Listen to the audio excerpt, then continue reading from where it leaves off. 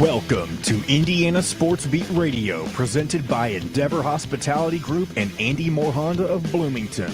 Looks over the middle, second guesses, fires, throws. Does he make the catch in the end zone? Yes! Touchdown! Oladipo to win it. Another one! Another one! Oladipo! Another one! Huge hole! He's at the 30! He's gonna go! 10, 5, touchdown! Jonathan Taylor! Galloway finds Rob Finnessy, who fires the three, and he hit it!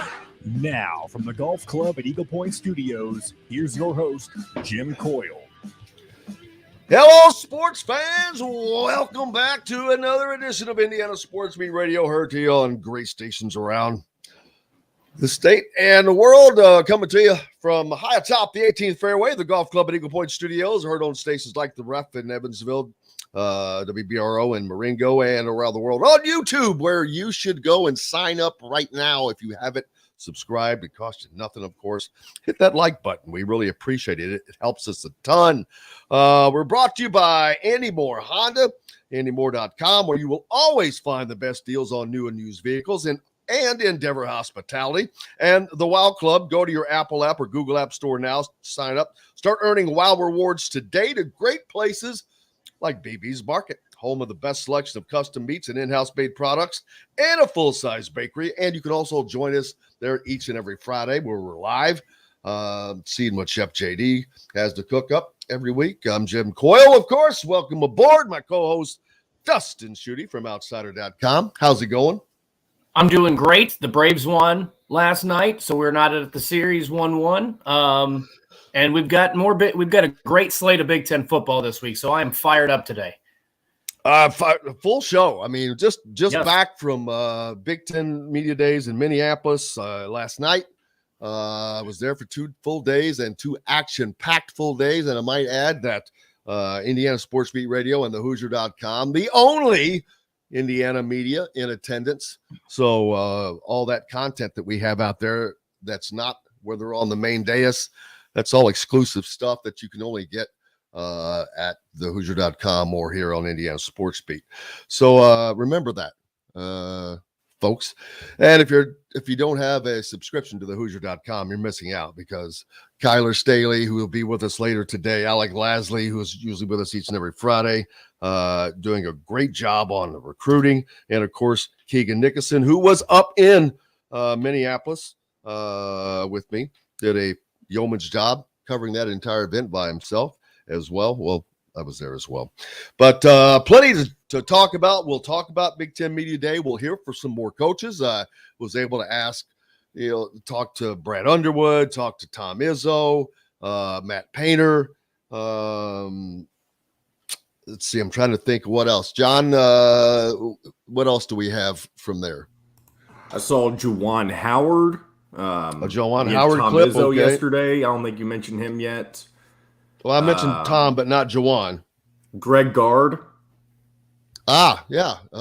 Greg Gard. So we've got a lot of great exclusive content from Big Ten Media Days from all of the big coaches for you. Also on the program today, Matt Taylor from the Colts, Kyle Neddenriep from the Indy Star, Kyler Staley from the Hoosier.com, aforementioned, Chris Denari.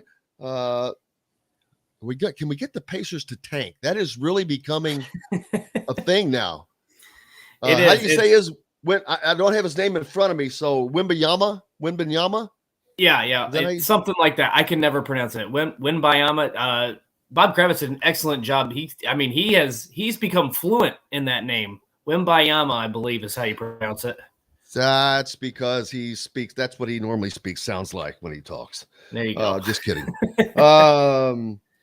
So we'll talk about that.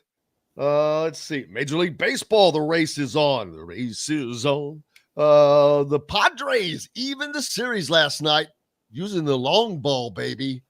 And they almost got screwed. Darvish struck out. I don't remember who the guy at the plate was for the Dodgers, but he throws a strike 3. They don't call it. The next pitch, he jacks a solo home run. Mm-hmm. That was see now. If I'm the manager, I'm probably getting tossed on that one. The Atlanta Braves win 3-0. Both series now are tied, one game apiece. Let's see. The American League commences back today. The Yankees are up 1-0 over Cleveland on that one, and Houston is up 1 over Seattle. The ACC commissioner wants the NCAA basketball tournament to expand. Dear God, I'm not. That sucks. It's BS. Penn State at Michigan this week, the first Big Ten clash. I mean, it's really the first Big Ten clash of the season. And then, God bless Jeffrey the Greek, but on a miniature version of that, we've got Minnesota at Illinois for the little brother side. It's like you know what? That should be the name of the divisions. Big brothers, little brothers. Oh boy. Oh man, I wish he was here for that one. He would love that. Well, if he's here tomorrow, you can relay that message, and I'm sure that'll go over well. Oh, don't worry, I will. That'll fly like a lead balloon. Side, Minnesota will be at Illinois. Here's something of note. The Indianapolis Indians. All right. This is from the Indy Star. The Native American Guardians Association, which successfully fought for the Atlanta Braves and Chicago Blackhawks to keep their names and opposed the Washington Commanders and Cleveland Guardians changing their Redskins and Indians nicknames, is in a fight for another team, the Indianapolis Indians.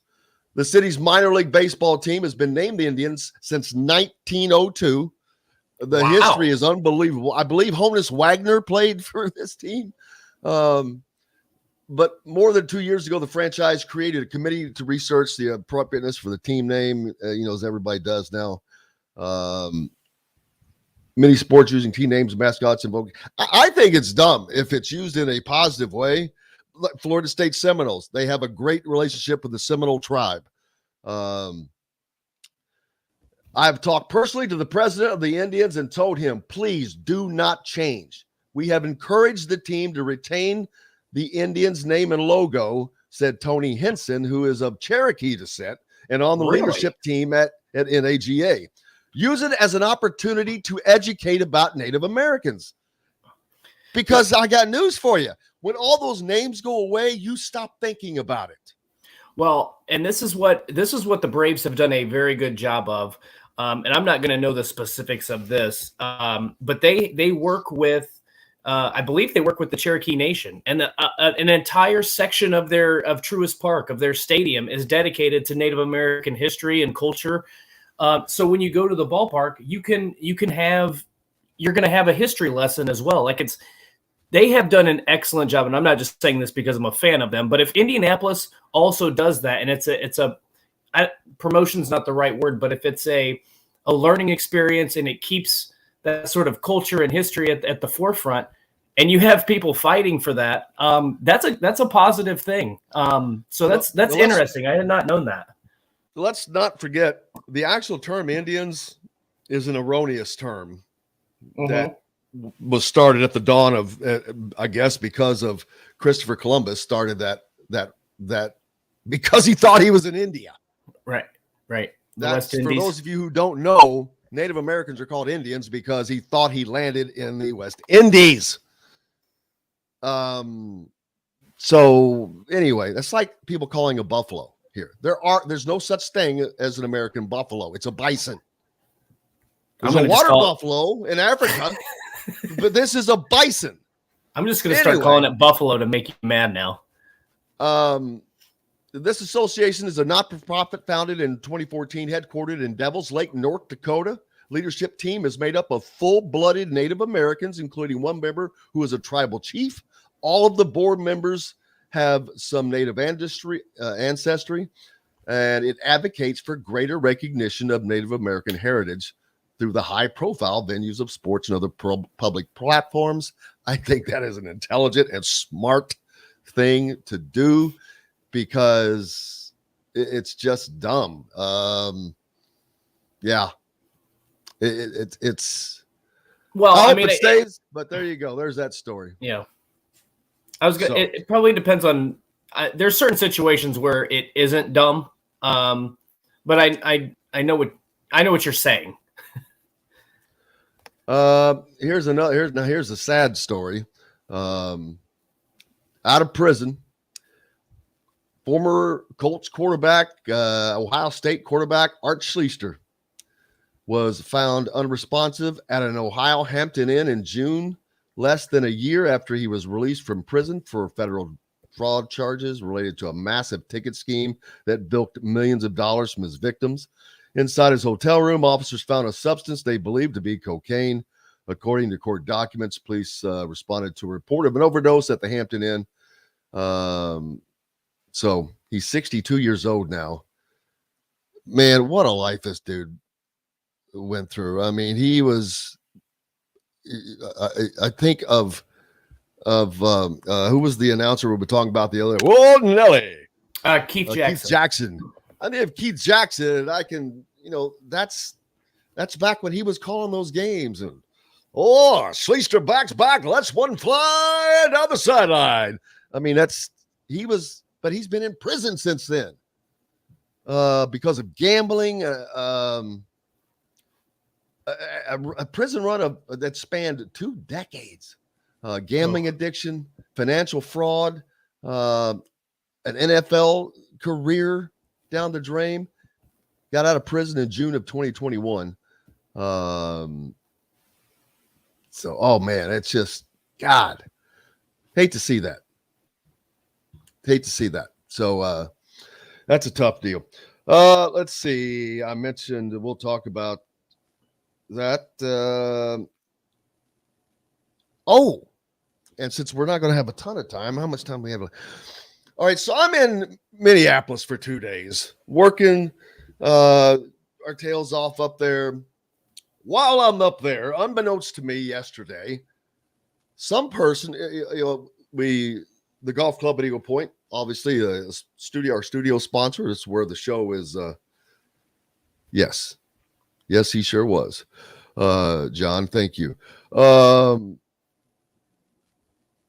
I did not see the duck or the goose landing on the field during the 8th inning. I missed that, I guess. Stay on track. But okay, so we're working away in Minneapolis yesterday, and yesterday was day 2, and we worked right through it, boom, and leave and head straight to the airport to jump a flight. While I'm in Minneapolis working to bring you guys all this beautiful content to you beautiful people, someone that resides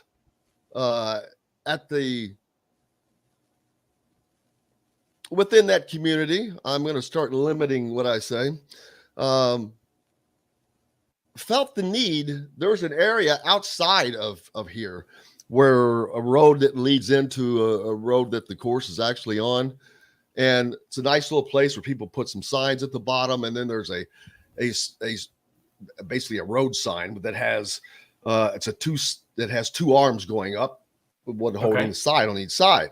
And one just says this road this way, this road that way. And I'm like, well, what a great place to put a sign right there above those other ones. So I had a sign from an event here at the golf club at Eagle Point, who again is a sponsor of the show, and put it up there. And no, that's the wrong one. That's the wrong one. Hold on. That sign right there in that woman's hand is what was hanging there. This woman, I'm going to call her Margot the Rally Girl, took it upon herself yesterday, while the course was closed because they were aerating, to walk across a freshly aerated green to all the way across the course onto the road. It's no longer on the property. And cut the sign down. Carried it back, and apparently it's in her garage now. So the funny thing is, I don't know who she is. I assume she doesn't know who I am, or what I do. That I'm a reporter for a living. Right. I was in Minneapolis while she was doing this, and I was not in Bloomington 15 minutes, and I knew everything. Wow. So this morning when she woke up, she had a nice little surprise for her.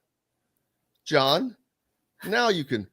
This is the residence in which this person resides. So in their front yard this morning, welcoming them and everyone in their neighborhood, I made sure that they had another one. And do you have the third one, John? I should have turned that. I autographed the back to Margot, our #1 fan. No need to steal signs, but enjoy this one. Love ya, Jim Coyle.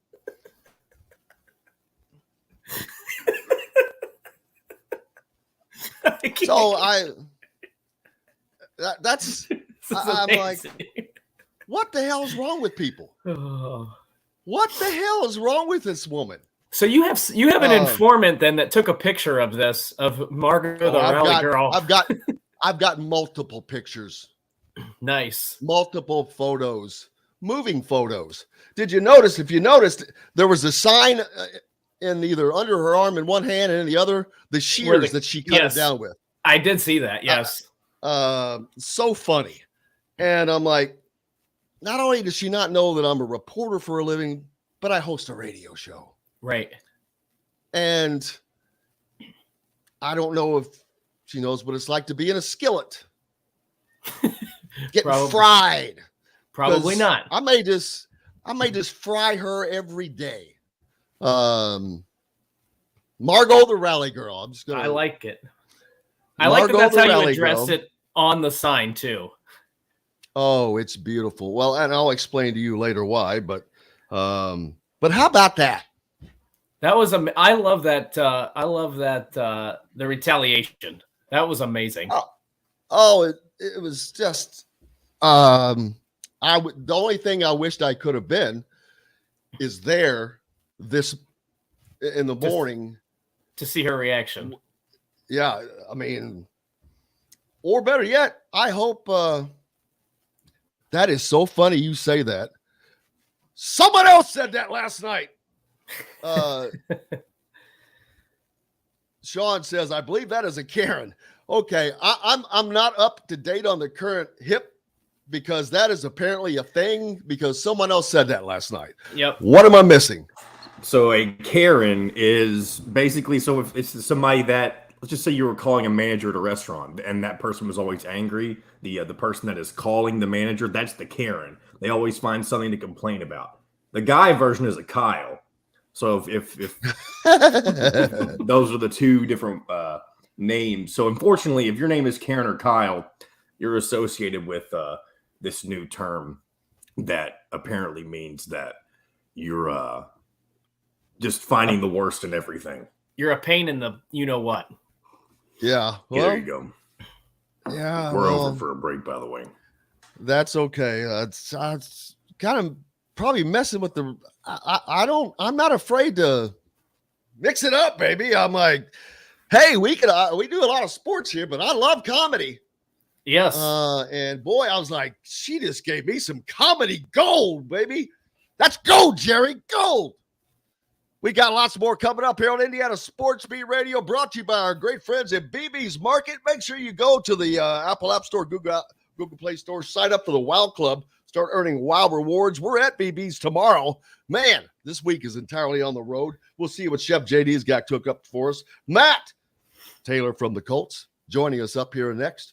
Back with more Indiana Sports Beat Radio right from your front yard right after this. We'll be right back to the Golf Club at Eagle Point Studios for more Indiana Sports Beat Radio with Jim Coyle, presented by Endeavor Hospitality Group and Andy Moore Honda of Bloomington. Whether you're visiting.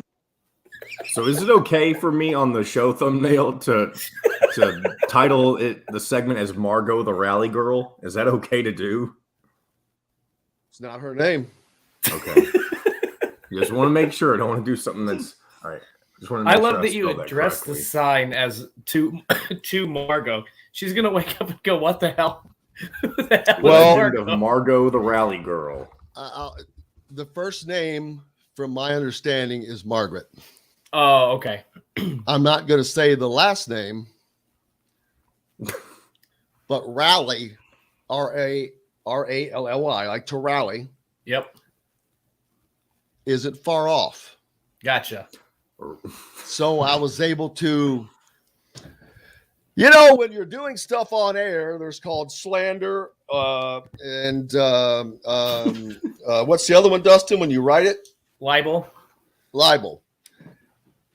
I don't want to slander or libel anyone, but I can make up fictitious character names, and especially for thieves. Matt, you missed a hell of a first segment. That was pretty good. Oh my God. Oh, Matt, you may have missed the best one yet. Put the pictures up real quick, John. John, I've been in Minneapolis the last 2 days, Matt. You got a minute Big Ten Media Days. Put the other one up first. Okay. This lady cut down a sign of mine that's been up off the property at Eagle Point, who's a sponsor of mine, and that's an Eagle Point sign with Indiana Sports Beat with Jim Coyle on it.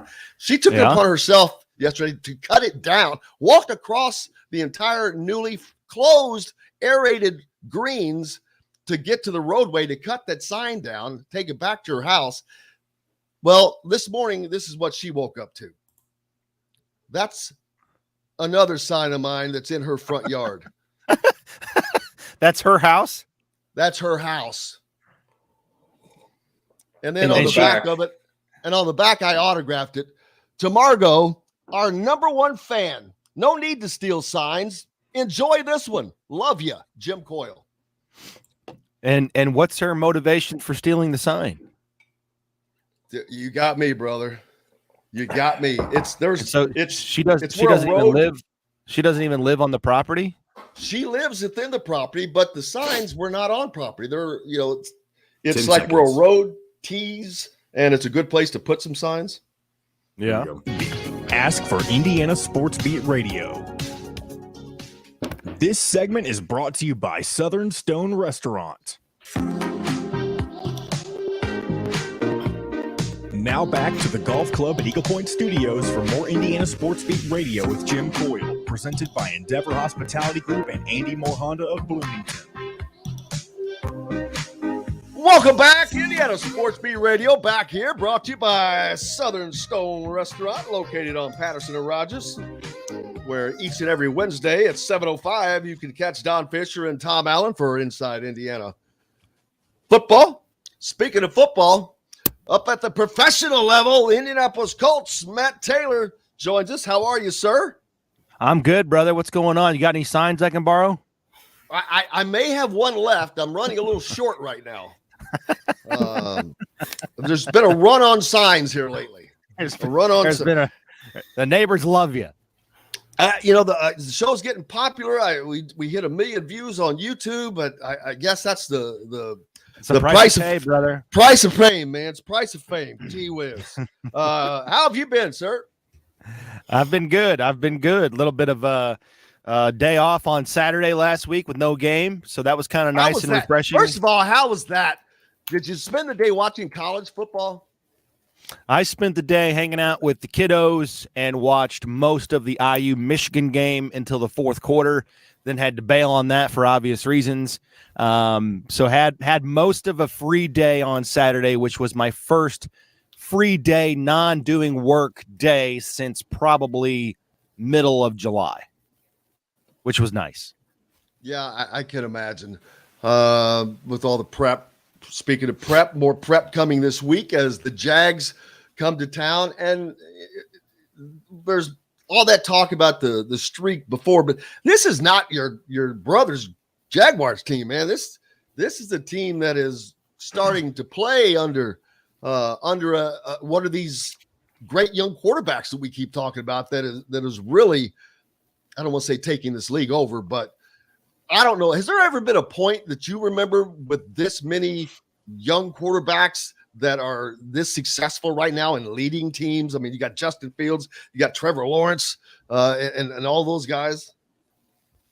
And most of them are in the AFC, right? I mean, all these guys reside on that, half of the ledger, if you will, in terms of conference. Mahomes isn't going to go anywhere. Herbert's not going to go anywhere. And then you've got the older guys in the conference now, too, with, Russell Wilson and Derek Carr.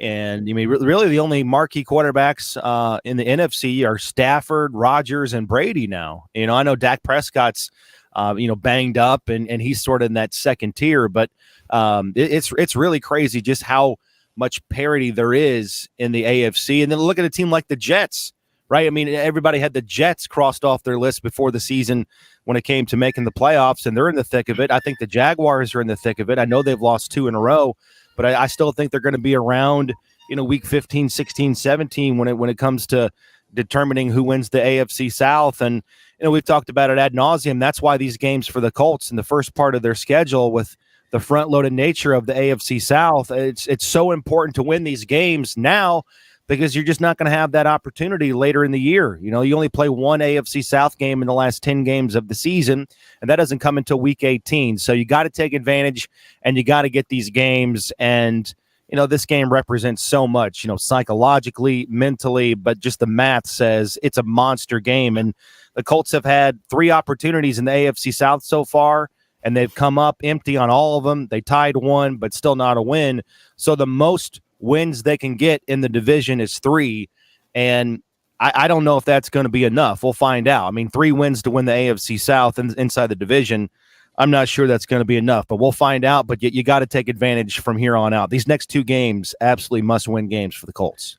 First off, Matt, on behalf of all of the Indiana Sports Beat listeners and hosts, we apologize for what you had to go through on Thursday. At least they got a win, because that would have been not so even worse if they didn't get the win. But I feel like when you win a game 12-9, the offense was so bad in that game. Do you get the sense that there could be that watershed moment? Like, they played so poorly, but they got the win. Now it's like we have to figure something out moving forward, because we're not going to win football games with this type of offense. Like, do you think that sort of mentality, almost like a blessing in disguise, to try to get this offense rolling? They got a few extra days to prepare for Jacksonville. Is that something that you think that they could use moving forward, or is the offense just is what it is right now? Well, it was certainly a weird dynamic after that game, because you're right. It's playing 2 games in 5 days, and then you actually play 9 quarters essentially in right. 2 days, or 2 games in a 5-day span, because the game goes into overtime. And so that's what happens on a short week. Always injuries are a concern, right? You didn't play with Jonathan Taylor, you didn't play with Julian Blackmon or Shaquille Leonard, and then you changed up your strategy up front along your offensive line with a couple of moves. And so Thursday night, for every team that has to play on a short week, it's just all about just get the win at any cost. It doesn't matter how pretty it is, how you come by it, what the stats say, just get the freaking win, move on, and rest up and get ready for the next game. And that's sort of the approach that the Colts took or are taking after that game. And listen, you're right. It was 12-9, and it was all field goals. You had 12 combined punts. You had 0 for 6 combined inside the red zone, 10 sacks combined. It was just ugly, ugly, ugly. So the guys were excited they got the win after the game, but then at the same, there just wasn't a lot of jubilation inside the locker room. Guys were worn out, and it's not as if they won the Super Bowl, because they beat a team that was struggling just as much as they were on offense. So it's kind of like, let's just get the hell out of here. Let's just go back home. Let's rest up and get ready for a huge game against Jacksonville. And, so in terms of watershed moments, the Colts are still kind of looking for that, trying to find some consistency on offense. And honestly, you could live with the 13.8 points per game, which is not very good. You could live with that number. You could live with the 21 sacks allowed, but you just can't live with the 11 turnovers. Some of these drives that are resulting in turnovers, if those are just, field goals inside plus territory, or if you just punt, even if you just punt instead of turning the ball over, maybe you'd have one more win. Heck, you might even have 2 more wins, but it's just, you just can't have all 3 at the same time. You can't have the 13.8, the 21 sacks, and the 11 turnovers. That's why they're 2-2-1 instead of 3-2 or 4-1. As crazy as it sounds, you could live with the sluggish offense and the sacks allowed. You just can't live with the turnovers because it's putting the defense into bad spots, and they're trying to clean that up as best they can going into this game because it's like piranha in the water. It's Jacksonville can get after you. They had 3 takeaways against the Colts back in week 2. They know they can strip the ball from Matt Ryan. He's got 11 fumbles already on the season, which is the most by any player in the history of the NFL through 5 games. Oh, wow. So it's like piranha, man. It's going to be a problem until you fix it, and the Colts are trying to get that done at home against Jacksonville in a gotta-have type of game.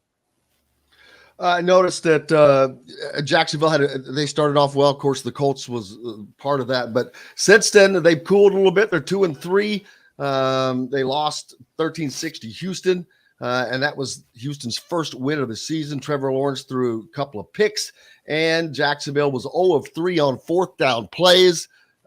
Are you catching them at the right time, and are you guys kind of for both? They're going one way, and you guys maybe, and the Colts going slightly a different, hopefully. Well, I think, they're kind of in the same boat, honestly, in terms of inefficiencies. The Colts were 0 for inside the red zone, and they had some picks. They had 2 more turnovers against Denver.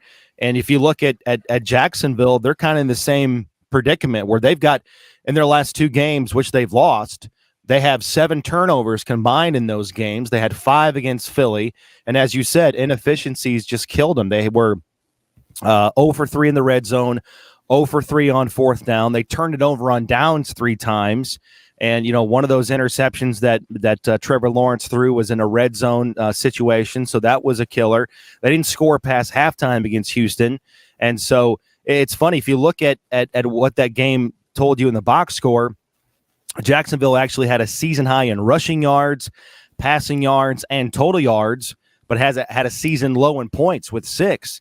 And so that's situational football right there. I mean, you can move the ball against, between the 20s, but if you can't convert, it doesn't matter. And that's what Houston did to them. They were the team that finally capitalized in the 4th quarter with a touchdown. That was the difference in the game. Trevor Lawrence is completing about 70% of his passes in 3 career games against the Colts. Against everybody else, his passer rating is like 82. So for whatever reason, he likes to play the Colts, but I think the Colts have a lot to do with that. They didn't do a good job of setting the edge, in week 18 last year, or week 2 this year. And they've let him get into a little bit of a groove from the get-go. They let him settle in and build that confidence. It just can't happen in this game. So the last 2 games, Jacksonville has beat the Colts 50-11. That's been the combined score the last 2 games. Now, those games have been in Jacksonville. For whatever reason, the Colts don't play well down there. They've won 4 in a row against the Jaguars at Lucas Oil Stadium. So where this game has been played has been a huge, it determines who wins the game. The home team in this series has won 10 straight games. So the Colts are hoping to capitalize on that on Sunday and just try to slow down Trevor Lawrence at the beginning of the game, because if he starts to settle in and builds that confidence, he's a rhythm passer. If he gets going early, it's been a long couple of games against Trevor Lawrence for the Colts. So, disrupt him early. That's the game plan for the Colts on Sunday. In addition, Matt, I know we gotta head out, but real quick, I thought the Colts defense last time was on the field way too much. They couldn't really move the football, but a lot of that had to do with Michael Pittman being out. I thought he's going to be in for this game. I mean, how much of a difference does that make this week going against Jacksonville than it did in week 2? I think it's huge. And also don't downplay the return of Alec Pierce, because he didn't play in that week 2 game either. And Pierce has really come on, and that confidence between Matt Ryan and the rookie is really high right now. I mean, he's got 15 catches for 222 yards in the last 3 games combined, and he was huge down the stretch in that 4th quarter in Denver. He had 3 big catches on that game-tying field goal drive, and so it's not only the catches, but it's the clutch moments and that reliability and the confidence that Matt Ryan has in that first-year player. So those 2 guys coming back is big time, but you're exactly right.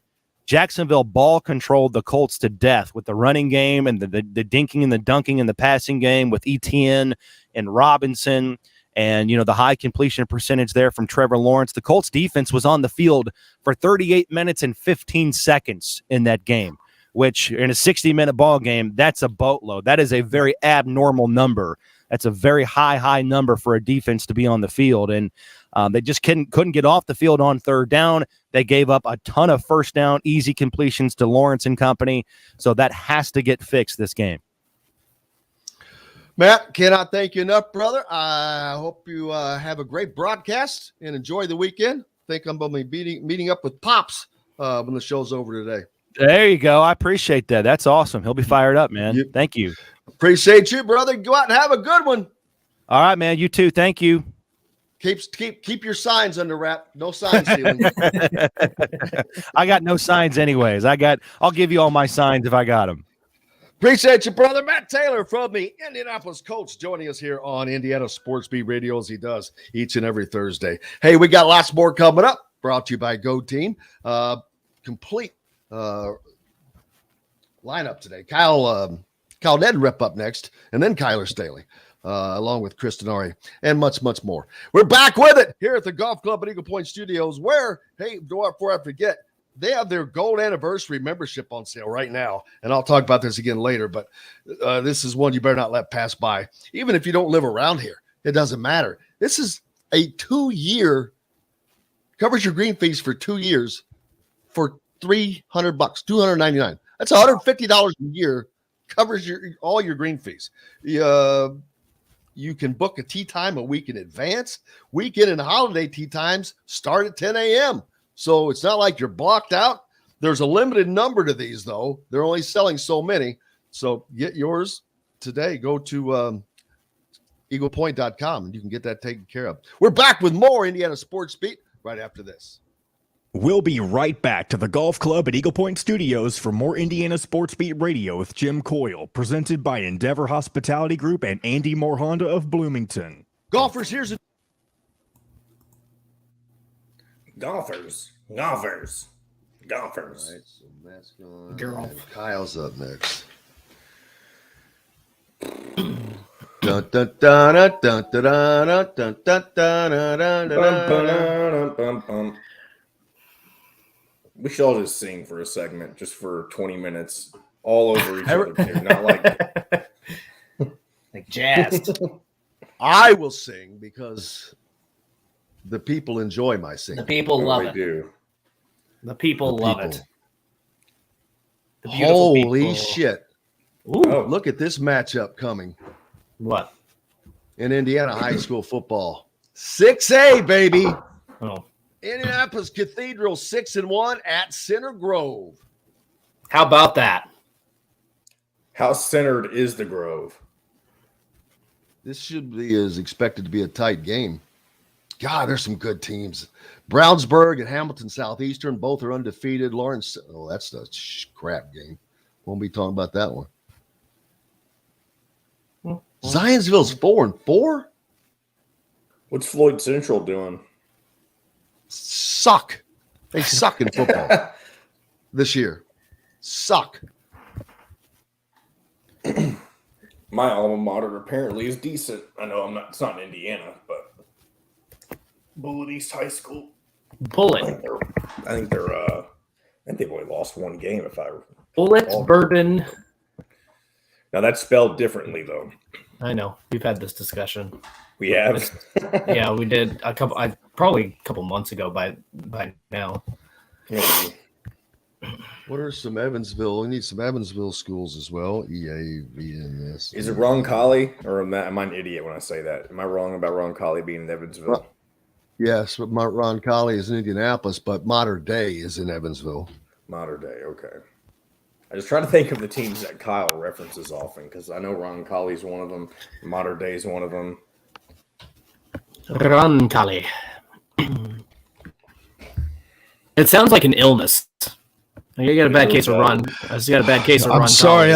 I'm sorry. I've got to have to break this news to you, but you have third degree Roncalli. Yep. Sounds like cholera. Kyle Neddenriep. Dustin just named Roncalli a disease. All right, That's what it sounds like. So we'll have to come back on that.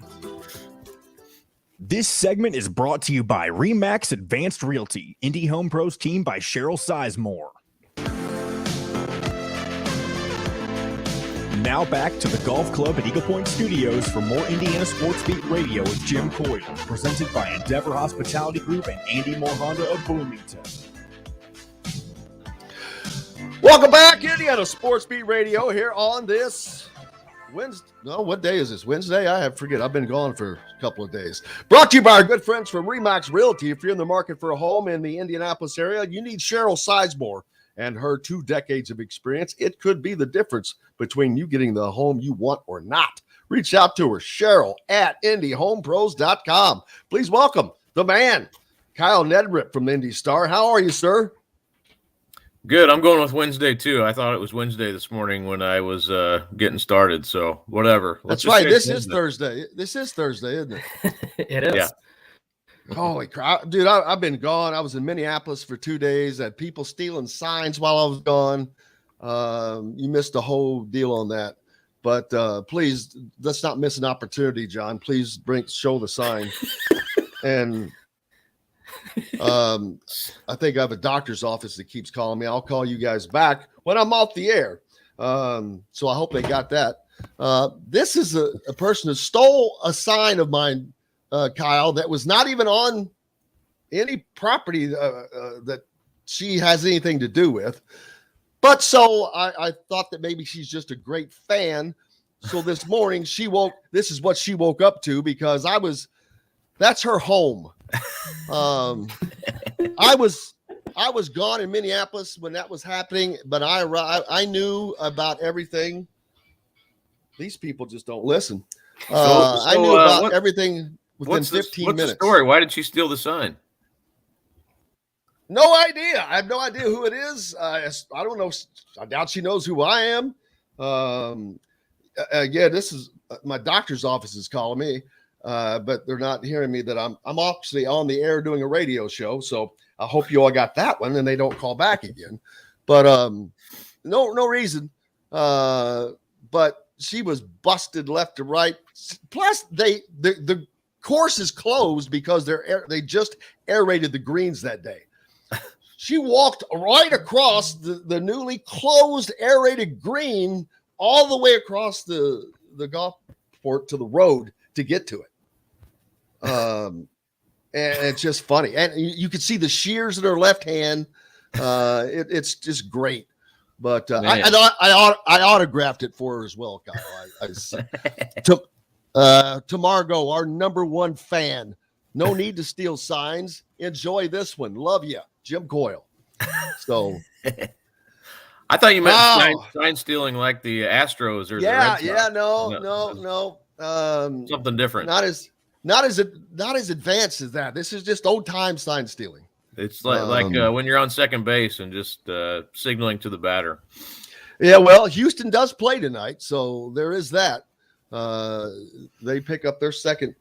Houston playing Seattle tonight, and they have a 1-game lead, so maybe they were successful in stealing those signs in that first game. Yeah, I was kind of going for the Mariners. Yeah, we went out there last year to a game. I'd never been there before, and you went out to Seattle? Yeah, super cool. Wow. Stadium. Last year they were sort of a surprise, like they were having a pretty good year, but no one really expected it, and then kind of build off it this year and doing really well. So I have no rooting interest really, other than having been out there one time. But yeah, I am not a fan of Houston. Just because of everything. I'm never, ever, ever going to get over that. They not only did they do it, they got caught and nothing was done. I mean, I will never forget what's his name, the little short dude catcher. Altuve, or he's a second baseman. Second baseman, right? Yeah. When he's coming in and he's shaking his head, grabbing his shirt because he's got that buzzer under his shirt and he didn't want him ripping his shirt open. Right. Because he's like, no, shaking his head, grabbing that buzzer, going, no. Right. I'm like, give me a break. But I'll never get over them. So it's such a cheating. I mean, it's one thing to steal signs, like, we honestly back in high school, and even we would have a guy sit on the bucket and he would try to interpret the signs of the other team as the game went along, and he was great at it. And that's totally legal. Yeah, That's a to me part is of the not game. cheating. Right. If you can crack the code that way, then that's one thing. But using electronics and all, I mean, that's weak. I mean, I hate that. To a degree, I always believe if you're not cheating, you're not trying. But there is a degree. Stealing signs, it's not really cheating, but that's the fun part, not that stuff. That's yeah. And I can't believe in this day and age they really resorted to that. But I think of the New England Patriots, who you think of Bill Belichick, and he's one of the greatest minds ever, but yet they still have pushed every boundary of cheating that they can. I mean, how many times have they been nabbed for something, whether it was videoing another team, the balls, there was something else. They push every boundary, so they too live by the mantra, if you're not cheating, you ain't trying, baby. Yeah, I think, the Rams Super Bowl, the first one they won, that was, I think, put under suspicion because they were, videoing the practices. And I mean, that, again, when you're using illegal videos, and I mean, that's just, there's no place for that sort of thing. And it really makes me question that part of that dominance that they had. I'm like, you know what? I know that they were great, and you have Tom Brady and you have Bill Belichick, but boy, they won an awfully lot in a professional setting where that usually doesn't happen. You don't usually have that kind of dominance from a professional team that long, unless it's the Atlanta Braves in the National League East. Yeah. I mean, yeah. And they had the greatest core. I mean, obviously Brady's something else, but yeah, I mean, as a Rams fan back in 2001, that was really, once you found out about that, it's like, because that Rams team was so good, and it was probably the best of their teams overall that they had. And so then you go back and it's like, man, that just makes you sick, really. What? So how long were you a lifelong Rams fan? Yeah. Oddly enough, I was, I don't even know why my mom liked the Rams when I was little, and I started liking them when they were in LA. And see, my cousin was a Rams fan when I was a kid, and then I became an LA Rams fan. This is a little prior to you. But when they moved to St. Louis, I dropped them like a bad habit. Yeah. I could not get over the St. Louis thing. I just never could. And it's sad because they were good. And they had Trent Green, who I loved. They did. Yeah. So it's weird. I mean, I was in college so I was in Missouri when they came to Missouri. So it was like, it was like, okay, that's cool. I like them anyway. And they were terrible at first. They had Tony Banks was their quarterback, just terrible. They weren't a good team when they first got there, but surely, like you said, Trent Green, I remember still watching that preseason game when he tore his knee up, and they were playing the Chargers, and they were, I think, on the brink of something pretty good with Trent Green even. And, he got hurt, then it's like, oh, well, it's going to be, they're going to go down the drain. And then Kurt Warner comes in, and we know the rest of the story there. But yeah, that was 99 was just like a magical. I was in college at the time, and you'd wake up and they'd be returning a punt for a or a kickoff or a touchdown. And it's just like all of a sudden they just kind of took the world by storm. But anyway, I mean, that was a really fun season. Talking about some high school football, man, there's some clashes coming up this week with the big boys in the center part of the state.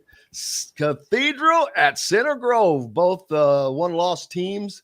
In your piece, you said this was the game of the regular season for 2 years running. Center Grove was won all 28 of its games over that span, and back-to-back 6A state titles, pushed both times by Cathedral. What are you expecting this time?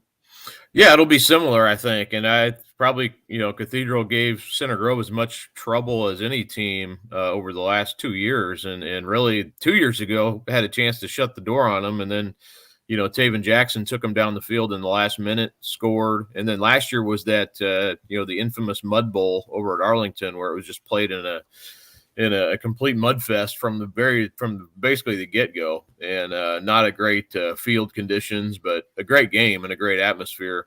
And Cathedral and Center Grove ended up coming from behind and winning that game. also. But this is the year where it's a little bit different because like you said, both these teams have one loss, whereas they were undefeated last year. But also that they could play again in the tournament because Cathedral moved up to 6A this year. So that's something that's a little unique. Cathedral was a 5A team.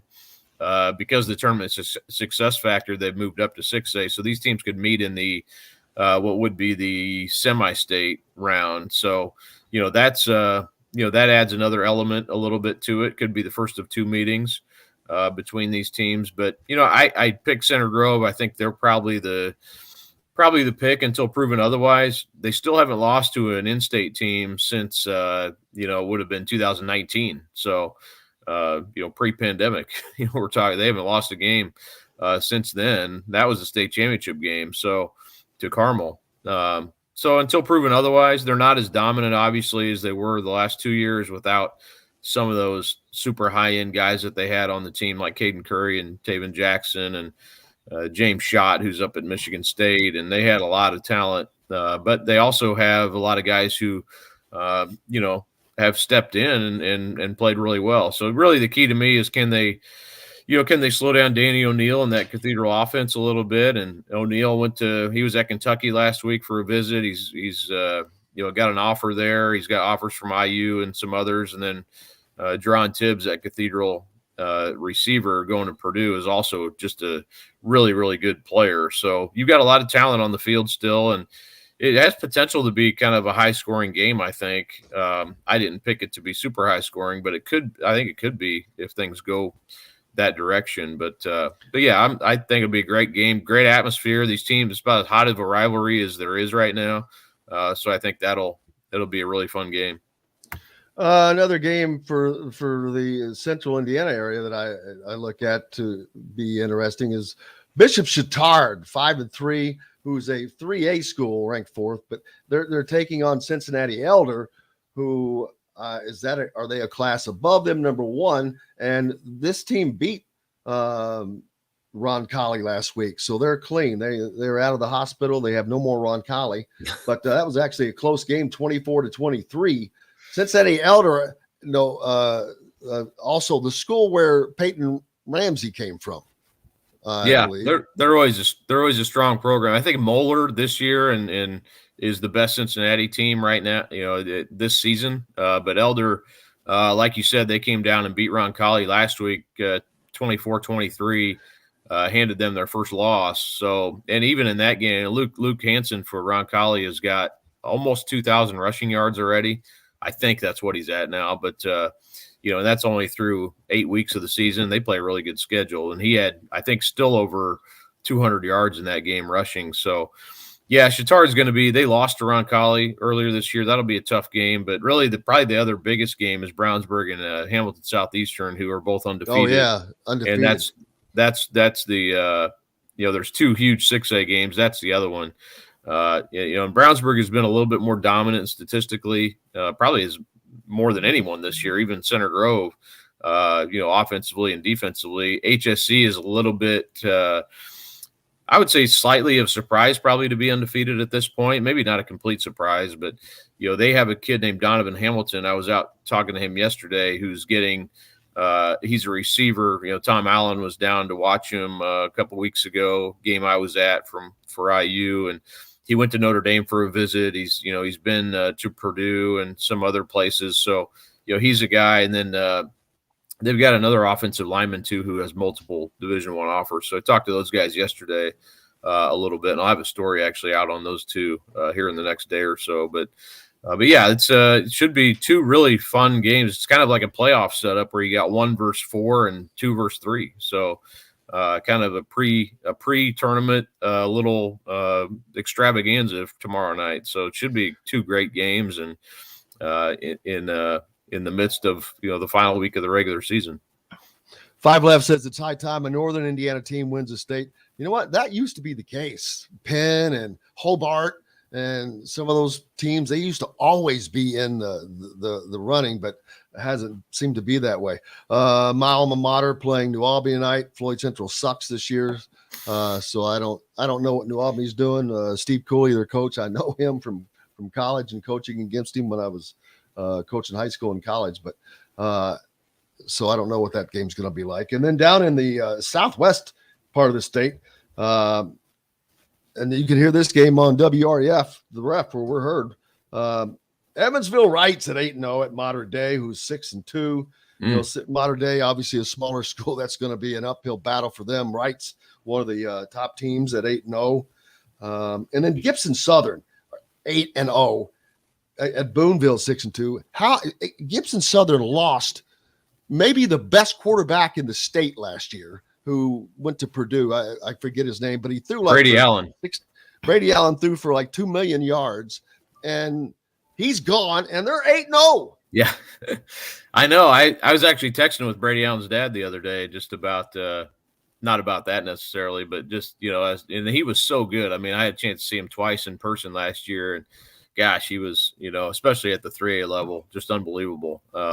Big and strong. I mean, it's kind of one of those things, like, you get down and watch him in person. It's like, okay, I see why. Yeah, I see why this guy's going to Purdue.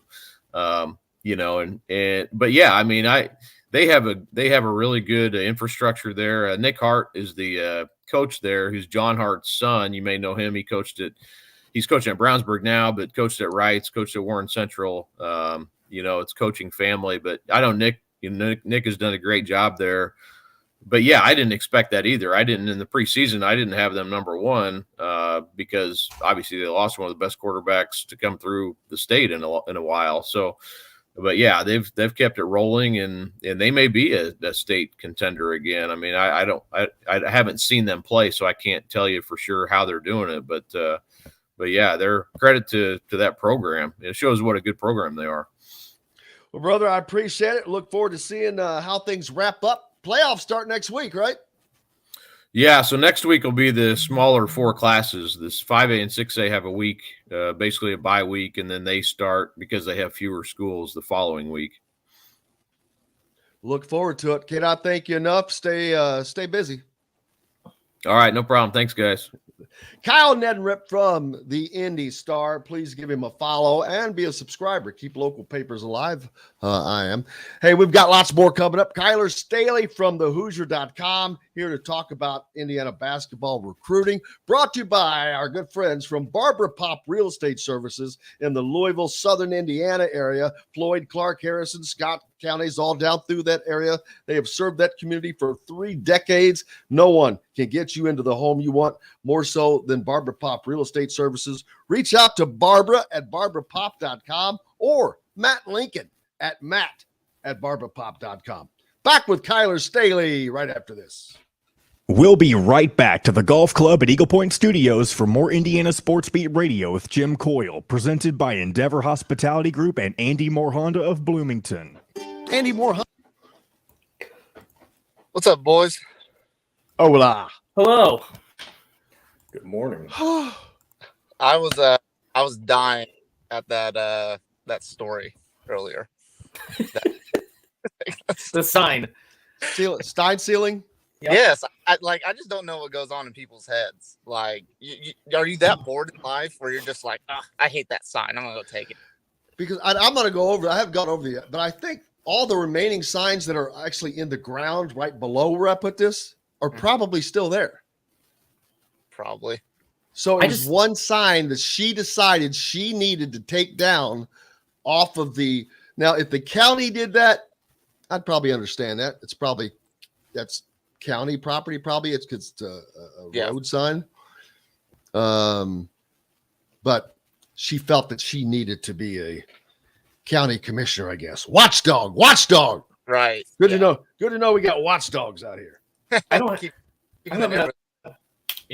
have enough energy to care about that. Hey, Dustin, will you drop out and come back in? Your microphone's doing that thing. No. Doing that thing it does. Yep, it is. How was your flight, Jim? The flight was good. Easy. Yeah. It was an easy trip. I mean, it sucked that they had it there. But it actually was great for us because we were the only IU media there. We killed it. And so everything we have that's not on the main dais is all exclusive content. That's a big win for us. I got the one-on-one with Mike, Trace, Race. Talked to Tom Izzo. He was able to ask Tom questions, ask Brad Underwood questions, ask Greg Gard questions. I can't even remember who all. Yeah. And I saw Keegan just put up his article on the site. That was a good read. I can't say this. I've never had as many coaches call me by name as I have in the last 2 weeks. Mike Woodson, Greg Gard, somebody Brad else. Underwood. This is Brad Underwood. You didn't get Juwan, right? Huh? Oh, I got Juwan Howard. It's a PR thing. All the PR people are telling their coaches to be friendlier by addressing their people, their media guys by name. Well, yeah, but I'm not hearing anybody else's name being mentioned. That's Really? the thing. Well, like Dave Mike Woodson, he didn't say anybody else's name but mine. All right, here we go. Today, Cheryl at IndieHomePros.com. This segment is brought to you by Feast Market and Cellar. Now back to the Golf Club at Eagle Point Studios for more Indiana Sports Beat Radio with Jim Coyle, presented by Endeavor Hospitality Group and Andy Moore Honda of Bloomington. Signs everywhere, the signs. I don't know why that song just came to my head, but welcome back, Indiana Sports Beat Radio here on this Thursday. Appreciate you being with us. Brought to you by Feast Market and Cellar, located right next door to Southern Stone on Patterson and Rogers. An incredible selection of hard-to-find wines, great wines, with a sommelier on staff to help you make that pairing. Kyler Staley from thehoosier.com joins us now to talk a little bit of IU basketball recruiting, following up on Media Day that just completed up in Minneapolis. How's it going, man? Going good. How are you guys? Cannot complain. Dustin Schutte, he won't complain. He's not a complainer. Oh, I'm a big complainer. I just don't let people know about it. What was your take? Usually don't get a lot out of Big Ten Media Days other than we had a ton of great content. And again, make sure you go to thehoosier.com and because it is tons of content there that is actually exclusive content that we're the only ones where you can find that from the breakout sessions with the Indiana guys, the Mike Woodson, and any other coaches as well. Talk to Terry Moore, everyone. Grace Berger was up there as well. But yeah, what was your takeaway, man? I mean, honestly, I watched a lot of different interviews, a lot of different things with different coaches. But to me, it just felt like there was a new energy with this Indiana team coming into Media Day. There seems a lot more confidence in them. You know, Mike Woodson, Trace, and Race, they all said some really great things, about the upcoming season and what they expect, what their goals are. Mike Woodson talked a lot about, Jalen Hood-Schifino, just the roster that he has. But it just seems like, this Indiana team's got a lot of confidence coming into the season.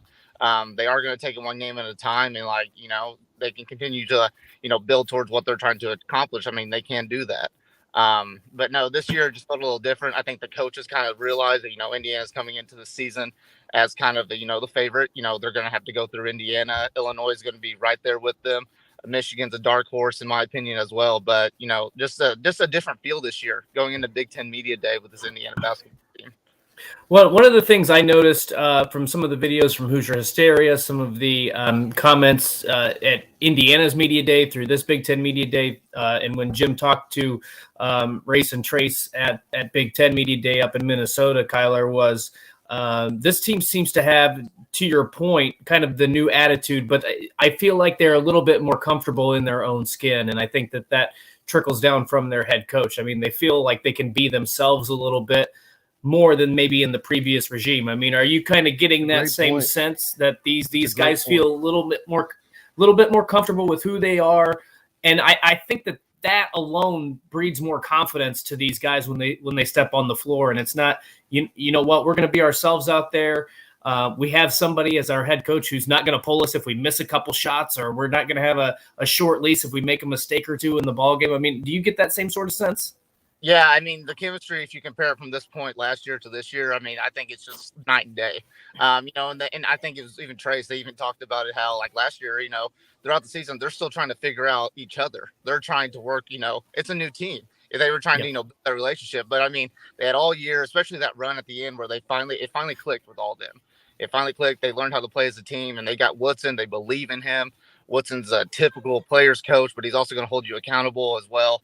I just think they got the core back. They're all really good friends. They all know how to play off each other. That freshman group, they've even talked about it. They come in and they fit right in, especially with the 5 stars that came in. Malik and Jalen, like those guys are ready. They're mature right now, but the team chemistry is at an all-time high right now, and I think that translates into them being very confident. They still view themselves as the hunters, which is a great mindset in my opinion with that. So it's lining up for special things this year, in my opinion. Yeah, I agree with you, but I think that this league is going to be more crowded at the top than people think. We hear a lot. Indiana's getting a lot of the talk. Partly is because they haven't been up there for a while, and that's one of the things I did ask the other coaches. What does it mean? And they don't like to talk about other programs, but like Tom Izzo is probably the best. But it's you want the good teams to be good. The Big Ten needs Indiana basketball to be good. Period. College basketball needs Indiana basketball to be good.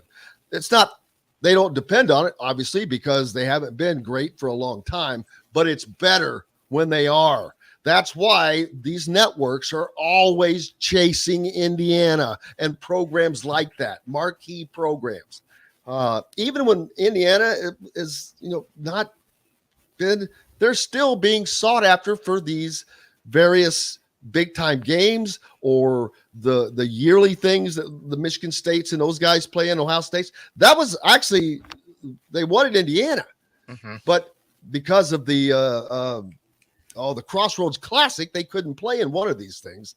But now, as you can see, their schedule is loosening up with the addition of Arizona, Kansas, and the talk of Kentucky. I asked Mike Woodson about that. We'll play that clip later, but then there's been more talk about it.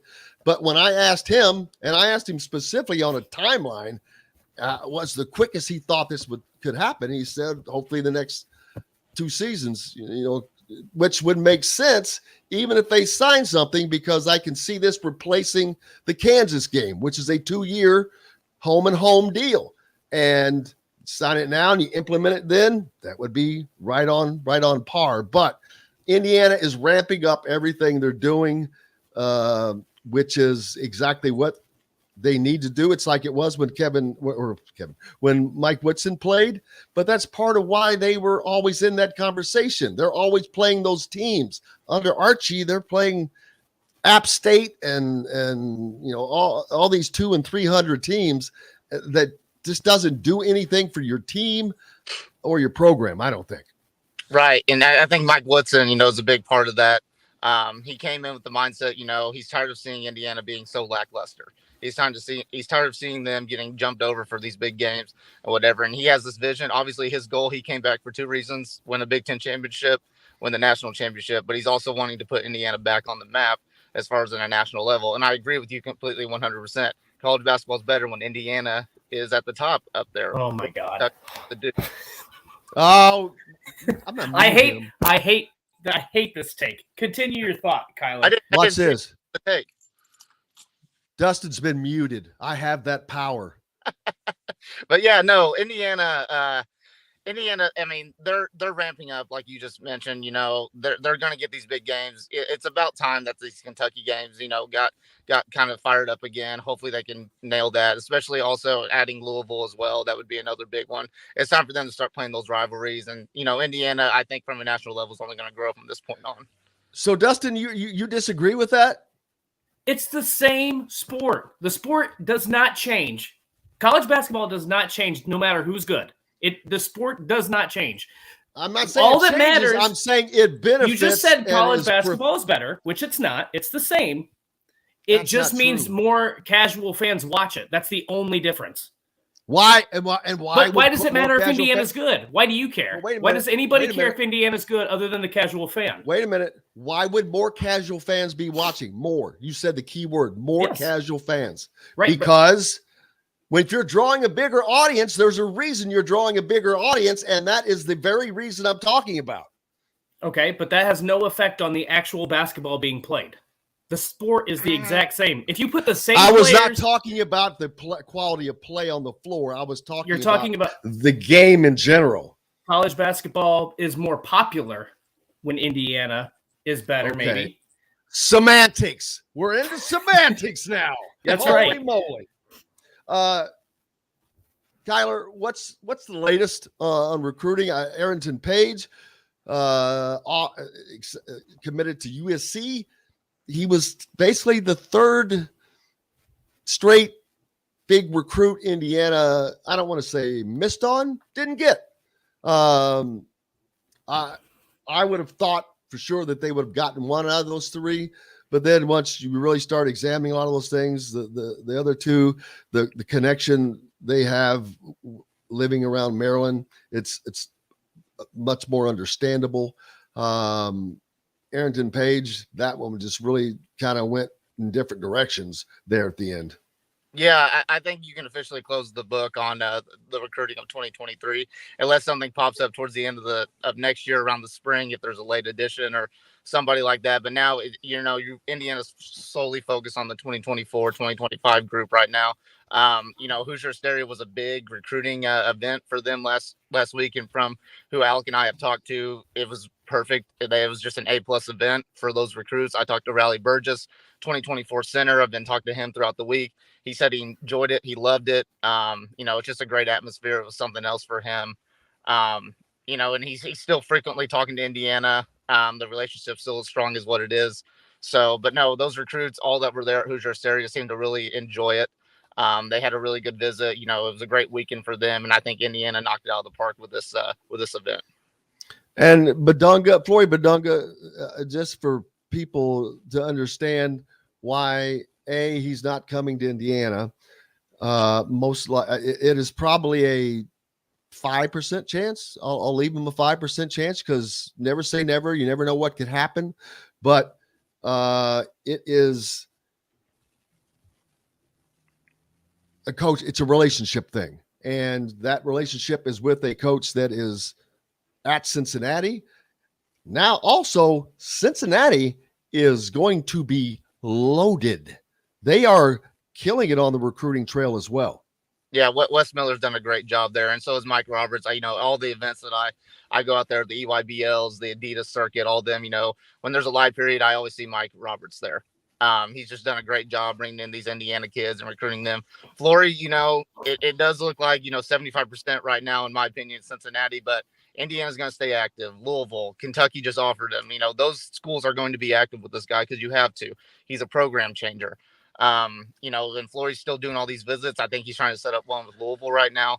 But I talked to Raleigh, who was his AAU teammate for Indiana Elite this year. He said him and Flory both had a great time at the event. Well, how could you not have a great time? Because you're not going to get that anywhere else. Right. Yeah. And it was funny because, after the event, the G Herbo concert, I see Raleigh and Flory, they were down in the kind of little, I don't want to call it a mosh pit, but just kind of near the stage and everything, soaking it in. That's just awesome for those kids, for Indiana to modernize that event. They just did a great job. But, back to Flory, it's going to be, Indiana's going to be active until they feel like, this is not really worth our time anymore. Dustin? We've talked about Indiana casting a pretty wide net, but do you think that they need to hone in and focus on some of these big time players? Like, what do you think is the better approach here? I feel like we've disagreed on this in the past, but is it better right now for Indiana to cast a wide net and to kind of put the feelers out for a lot of players, or do they need to hone in? I feel like they've paid a lot of attention to some guys, and it hasn't worked out for them. What method would you say has worked best for them? So I say a little bit of both, and here's why. They've casted a wide net. Probably like 3 weeks ago, it was just offer after offer after offer for the 2024s, 25s. So they're doing that, but at the same time, they're also honing in on guys like Liam McNeely, Derek Queen, those 2024s who they recruited hard last year. They were one of the first teams to really just recruit those guys. And they've stayed strong with them. Liam McNeely, Derek Queen, they both had really good visits with Indiana. But so they're kind of doing a little bit of both, in which I feel like they have to. Next year around the springtime, when the recruiting trail gets going again and they can go out and see these guys, that's when you'll see Indiana focus a little bit more on different guys, the guys that they cast the wide net on.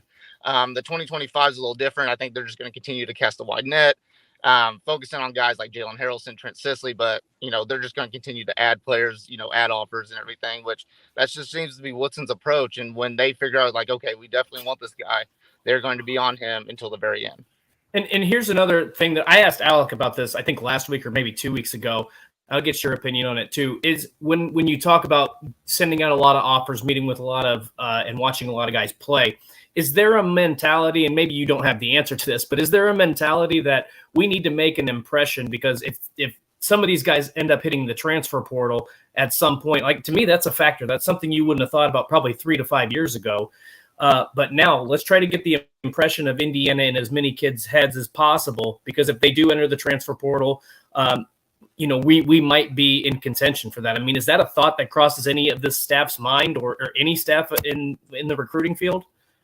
I mean, it's definitely a good idea in theory. I don't know if that crosses their minds, but I mean, in life in general, building connections is, where it gets you farther in life. Sure. So, I mean, those guys, they can build that relationship with those players. Let's say it's, we'll use Arrington Page for an example. He goes to USC. He's like, you know what? This isn't working out for me or whatever. He hits the transfer portal. Oh, Indiana's looking for another whatever. Like, I had a good relationship with them moving forward. That's just an extreme example right there. Right. But I mean, it's totally possible in my opinion. And I think you'll see a little bit more of that. I would love to actually go through all the transfers this past year and see, like, the school that they're at now, was that school actively recruiting them or was it not? So, I mean, I like that theory. I like that thought. I think it certainly can happen. I'm looking at where goes the pen? Purdue's roster. 10 out of their 16 players from Indiana. We know that they have really done a great job. Matt Painter's done an incredible job keeping these guys. Mason Gillis is back. Caleb First, of course. Fletcher Lawyer, Braden Smith, Trey Kaufman, who would have been at Indiana had a coaching change happen prior to when it did. Brandon Newman from Valpo, Brian Waddell, Carmel. Let's see, is Matt Frost? He may be a walk-on, I'm not sure, but from Columbus. And there's another Sam King's from Columbus, and Carson Bennett from Lafayette, maybe a walk-on. But first of all, you've got Mount Edie. That I need to get that phrase coined, but you've got Mount Edie at 7'4" that someone asked Mike Woodson, and I need to get this pulled up if we have that clip, but who was the hardest person to prepare for in this league? And he said, I guess you had to say that big fella at Purdue. And they asked him why. He said, he's 20 feet tall. Great but guess who his backup is? His backup is a freshman, Will Berg, from Stockholm, Sweden, at 7'2". That's the Matt Painter approach. I mean, wow. They just always have the biggest guys on the planet, man. Yeah, they do. I mean, Painter's gonna stick to his bread and butter. He's gonna recruit the 7 foot tall guys, and he's gonna try to nail every single in-state recruit that he can possibly get. That's just how. Well, he does a great job. I mean, he's one of the veteran coaches of the league. He's a great guy. He truly is. The thing that I think he understands about it too is he knows he can get maybe a few of those guys. He can get a Caleb Swanigan or a Carson Edwards, but for the most part, if he's in recruiting battles with Indiana, Michigan State, he's probably not going to win a lot of those. So what's going to be your advantage through the course of a season? Having a big guy that you have to really game plan for, or having multiple big guys. So they've taken that approach. It's not paid off for them in the NCAA tournament at all. But I mean, through the regular season, they're tough to defend. So that's how they've been successful. And I think he knows that if I have some sort of advantage, I might not get the 5-star guard all the time. But if I've got a 7'2" and a 7'4" guy, I'm still gonna be pretty hard to beat. What's up next on the recruiting trail for Indiana? Right now, probably going to be a little bit quiet. Tomorrow we're going to have a notebook up. We're going to. What about Derek Queen? Any word on reclassifications for him?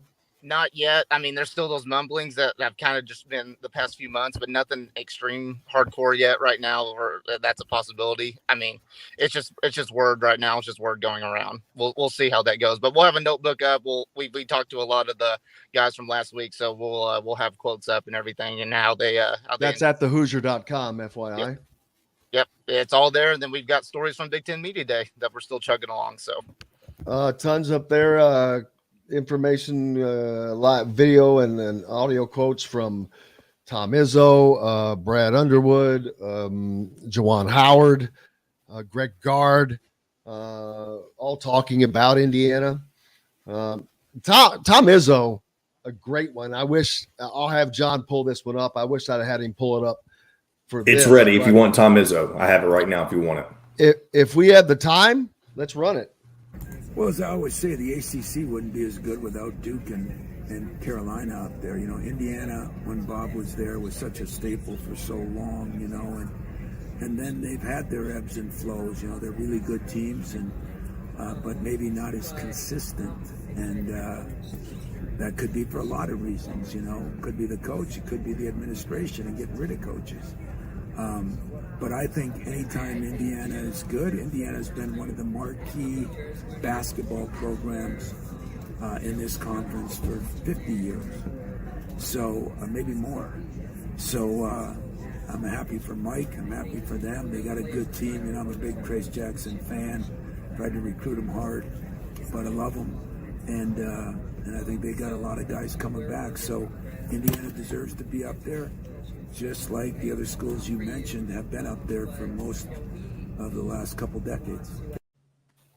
The one thing that he said there that I took to heart, it could be the coaches leaving, Archie Miller, or it could be the administration getting rid of a coaches, Tom Crean, his former assistant. I think he was referring to the poor time that Archie Miller was here with the first reference. And I truly believe the second reference was in regards to them getting rid of his former assistant, Tom Crean, the administration. So just my opinion on that. Yeah. So, I mean, Michigan State, Michigan, they all realize how good Indiana's going to be, and they're going to have to go through those guys if they want to achieve a Big Ten championship. And Michigan. I mean, it's the same reverse for Indiana. A lot of unknowns about Illinois because they have hit this transfer portal so well that they have reloaded. Michigan, we know what they have in the front court with Hunter Dickinson, but it's their back court that may be under question. Purdue, they're not getting much talk, and I think you better be careful of Purdue. They're a solid basketball team that has solid players. Michigan State, forget about it. You're gonna ignore them. You're crazy. So there's just so much. Illinois, it'll be fun. What's up next for you, man? Yeah, so the recruiting notebook coming tomorrow, and we'll have tons of stories, tons of articles over Big Ten Media Day. So a lot of content at thehoosier.com. So check it all out. Oh yeah, and there you go. That's one I didn't even think of. John, thank you for that comment. Said when he's talked about getting rid of coaches, he may have been referencing Dane Fife. I did not think of that, but thank you, sir. Thanks, Kyler Staley from thehoosier.com. Make sure you go there, get signed up, subscribe. It's only about $8 a month, man, and you get great coverage and exclusive things like all the stuff from Big Ten Media Days this past week. Back with more. Thanks a lot, Kyler. We appreciate you. Back with more after this break, brought to you by our good friends at Metalworks Brewing Company, located just off the square in Bloomington, where they combine their love of craft beer, metal art, and their desire to be a part of the community. Back with more Indiana Sports Beat Radio right after this. We'll be right back to the Golf Club at Eagle Point Studios for more Indiana Sports Beat Radio with Jim Coyle, presented by Endeavor Hospitality Group and Andy Moore Honda of Bloomington. Hey, this is... yeah, well, Chris, I'm sorry we are so behind. Oh, that's fine. Throw that out there. No problem. You still have to be out by 10:10. You're obviously welcome to tell us. I just have I have grandson duties today, but my son is in here feeding him right now. How old is the grandson? Let's see, 10 months. He'll be 11 months November 5th. What's his name? Archer. So no Pacers practice today.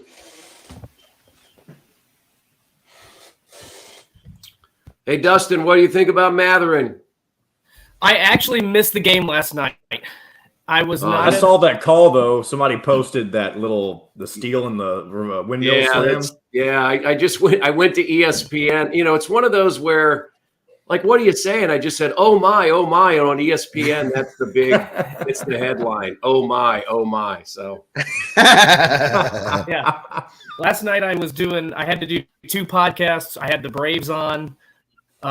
So I did not get to see it, and I've got League Pass, so I'm going to go back and watch it, but I did not get to see it last night. Now, let's see. Oh, there it is. Oh my. Now I'm going to watch it right now. Yeah. Hey, Dustin, will you drop out again? I don't know what's going on with your mic today, but it's doing it already again. Thank you. You're all hearing that too, by the way. I'm not the only person.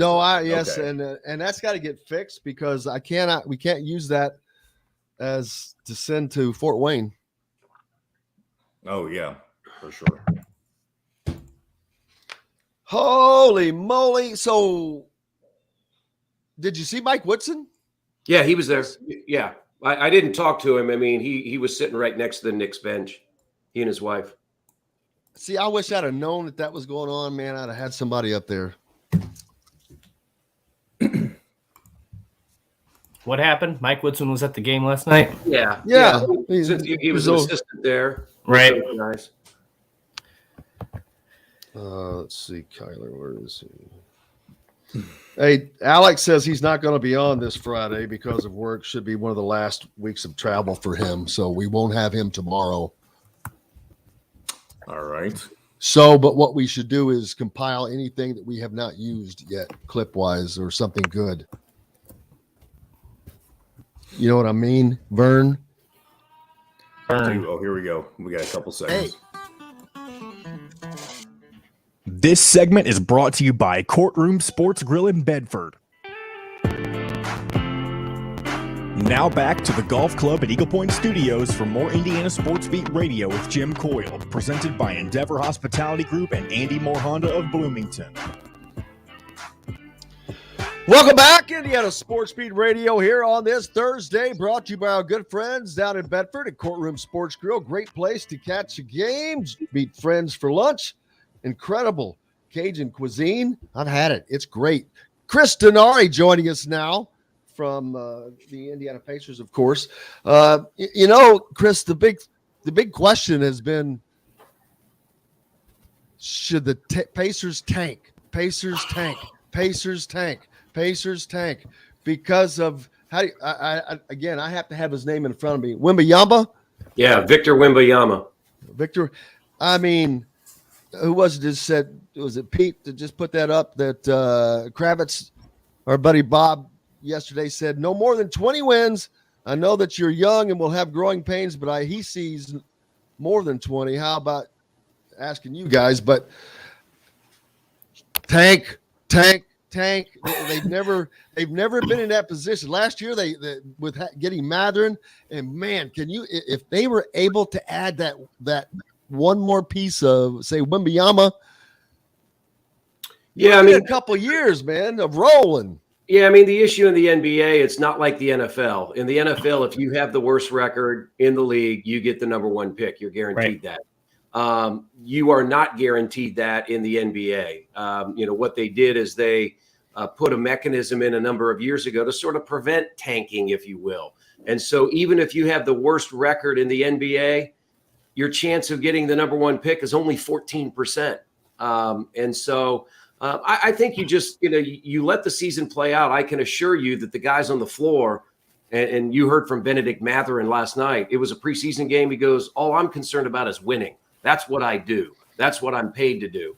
And so, I'm excited for the year because I think you're going to have some highs and lows. We've already seen that a little bit in the preseason. They opened up last week with a win in Charlotte, played very well defensively. and then got really blown out at Madison Square Garden, giving up 131 points. And then last night, no Tyrese Halliburton. Aaron Nesmith was out as well. And the Pacers rally in the fourth quarter and win at 109-100. Their defense was excellent from the second quarter on. So, it's you just let the season play out. But I'm excited about the year because of what we saw last night. You had two rookies down the stretch who played well beyond a rookie. And that's Andrew Nembhard coming from Gonzaga. We all know the program at Gonzaga. And then what Mathurin did last night, 27 points in 29 minutes. He's basically in a Pacers uniform, Dustin. If you look at the summer league and what he's done in the preseason, this guy is averaging almost a point a minute. And that's almost unheard of. Yeah. So it's exciting to see. It's a long way to go. But I thought last night for the fans that watched, whether they're in the building or on television, they got a pretty special treat.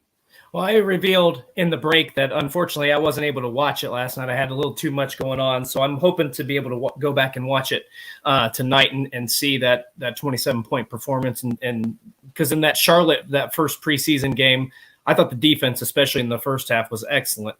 I didn't get a chance to argue this with Bob Kravitz because we were running out of time. And I understand the idea of wanting the Pacers. You would have lost, I can tell you that, whatever your argument's going to be. Well, here's my thing. I understand the idea of the Pacers fans saying, let's go full rebuild. Let's quote unquote tank so you can get Wembanyama, whatever. Wembanyama. Yes, that.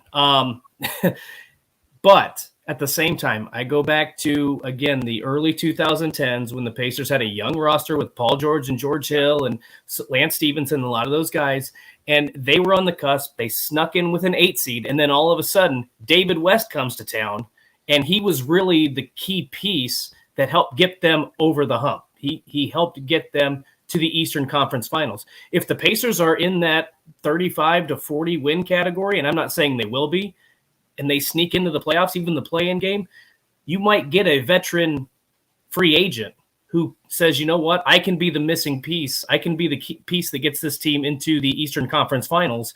And that, in a way, then whichever way the Pacers go, I feel good about the next 4 to 5 years. I mean, I've seen it happen before. The Pacers are not going to tank. That's not how this organization operates. They've proven that over the years. They're building for the future, but you don't have to tank to build for the future. I totally agree with you. You have to learn how to win.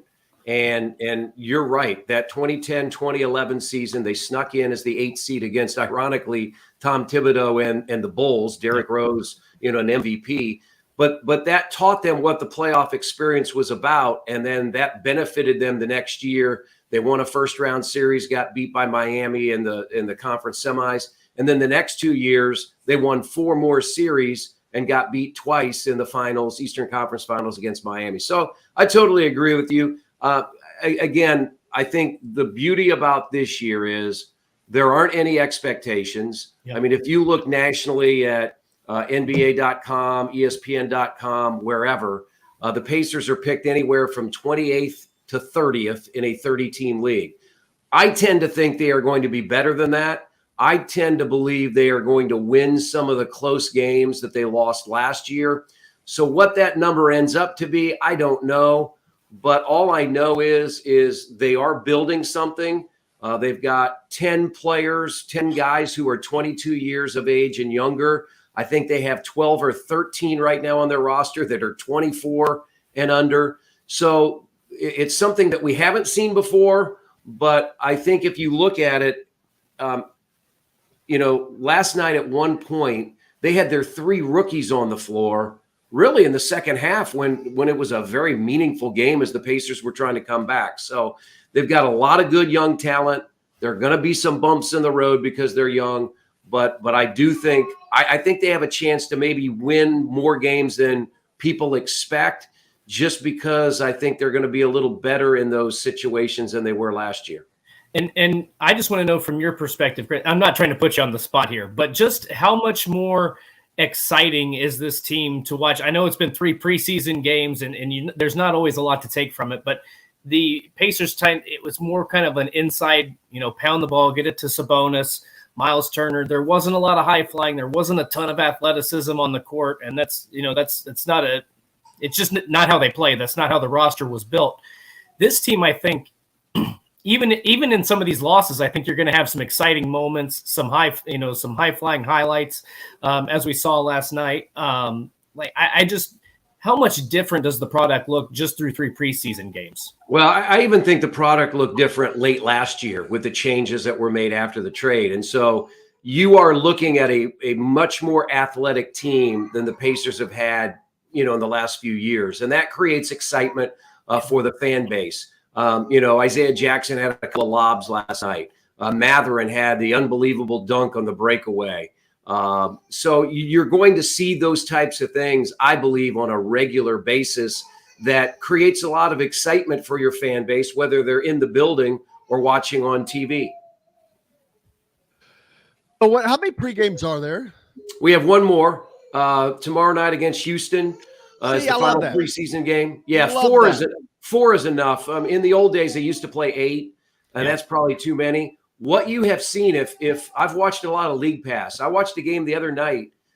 It was Memphis and Orlando. In Orlando, all the key guys are playing down the stretch. The crowd was into it. It felt like a regular season, and I think that's what the NBA has tried to accomplish through lessening the game load during the preseason. And as Rick Carlisle has said, look, we're not going to use the preseason to coast in the regular season. We've got to be ready day 1, game 1 of the regular season. And the only way you can do that is by treating the preseason, very importantly. And that's what the Pacers have done. Now, they didn't play Tyrese Halliburton last night. He has a sore lower back. No reason to put him out there in that situation. But from the other end of it, the Pacers have played, the majority of their guys, the majority of the game. And I think that's been important throughout the league. And I think it was really interesting, too. This team kind of gets a taste of, as a young team, kind of gets a taste of what a road trip is like. The first 2 preseason games at Charlotte and at New York. Down. And as you're on speed talking, Dustin. We better reevaluate you, brother. You got the speed talking going. But the reason I brought up the preseason games, and it's so apples and oranges to football, but the NFL, it's like it drags on forever. The guys play a quarter, maybe half a quarter sometimes, the stars. The NFL's preseason games are, I don't want to call them pointless because, well, I think it's mainly for money. I know that they would like to evaluate talent as they go into the season for the rosters, but they're probably getting that done a lot in practice. Of course, you can only get so much, but the NFL just drags out too long, I think. I think that was the issue that the NBA had. Back in I want to say the old days, training camp was a lot longer, and again, they played 8 games, and some guys might only play in 2 of those. So that means you have 6 games that, your stars or your frontline players aren't playing. And so I think that was a good adjustment that the NBA has made. There are some teams that are playing 5, but the majority of the teams are playing 4. The Knicks, who the Pacers played last night, they're playing a 4th game on Friday. The Pacers played 4. So I think the NBA has come to the right number as far as the preseason is concerned. What are you looking forward next as the regular season draws closer? Fan support seems to be, even though it's there, I don't think people are expecting a division winner, obviously, but there's just excitement with the youth, the new faces. Kind of I don't want to call it a revamped roster, but it's kind of a revamped roster. It is, and I think the key word that we've tried to use, rebuild, it's more of a reset. The franchise has reset itself. There you go. With a young core of players that I think has brought a freshness to what people are watching. And I'll go back to last Sunday, Jim. We had our annual fan jam, which is free and open to the public. It was very good that it was on a day that the Colts weren't playing since they played on Thursday. And I think they had over 7,000 at Gainbridge Fieldhouse on Sunday afternoon. And that was a That's great pretty sign cool. because those are people coming in. Again, it's free. I get it. But you're talking about a team that won 25 games last year, and expectations aren't high from a wins-losses standpoint. Yet you had almost 7,000 people in your building to get excited for the regular season. So I thought that was a really good sign. Checking Twitter last night, a lot of people watching the game. Again, Bally Sports has now made it available to those YouTube and Hulu, the streamers, that you can go to Bally Sports Plus. But we're still on 85% of the market. I mean, on Xfinity and Uverse and DirecTV and Spectrum, all those people continue to watch the games on their cable package. So, we'll see later today what kind of audience we had last night. But if you judge it based on what we've seen in the marketplace, what people are talking about when I go out and talk to people, whether I'm at the grocery store, the gas station, or the pharmacy or the convenience store, people are excited because of this young, fresh look. And I think the more that they see Benedict Mathurin playing with Tyrese Halliburton on a regular basis, you can just say, hey, lock those guys in for the next 5 to 8 years. I'm with you. But, buddy, I hope you have a great weekend and enjoy your time with Archer. All right, I will. Grandson, less than a year old. Next time you have him, feel free to bring him on. We're kid friendly, man. And just think about it. Next Thursday, we will actually talk about the regular season opener on Wednesday against Washington. So looking forward to it. That's crazy because someone asked me last night, when does Indiana start? I'm like, I don't know, 7 weeks. It's still like 6-7 weeks away. But thanks, brother. Appreciate it. Okay. Hope you have a great weekend. All right. Thanks, Jim. The great Chris Denari joining us here from the Indiana Pacers, of course, brought to you by Cabello, located on the square in Bloomington. You can get the taste and traditions of Southern Italy right here in Southern Indiana at Cabello, part of the WOW Club. Make sure you go to the Apple App Store, Google Play Store, sign up, start earning WOW rewards today. They are an IU Athletic sponsor, and more importantly, that of Indiana Sports Speed Radio. We're back with more right after this. We'll be right back to the Golf Club at Eagle Point Studios for more Indiana Sports Beat Radio with Jim Coyle, presented by Endeavor Hospitality Group and Andy Moore Honda of Bloomington. Whether you're visiting Bloomington. So I'm by myself from now on. This is last, 11-minute segment. Yep. Cool. We're playing golf today, by the way. Who is? I'm going to join a group playing golf today. Okay. And I'm taking extra golf balls. How come? Hint, hint. I got a friend that invited me to play and says, I got a lot of junk balls.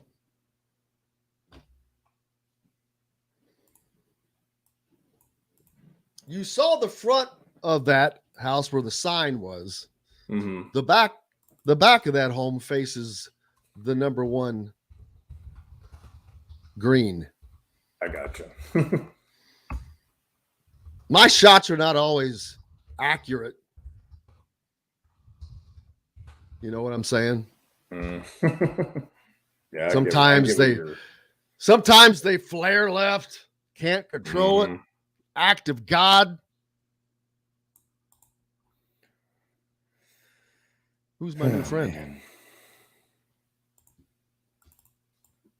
What a fun show already. I know.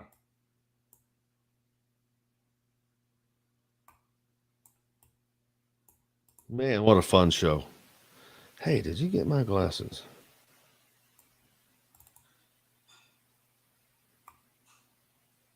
Where is that person that just passed?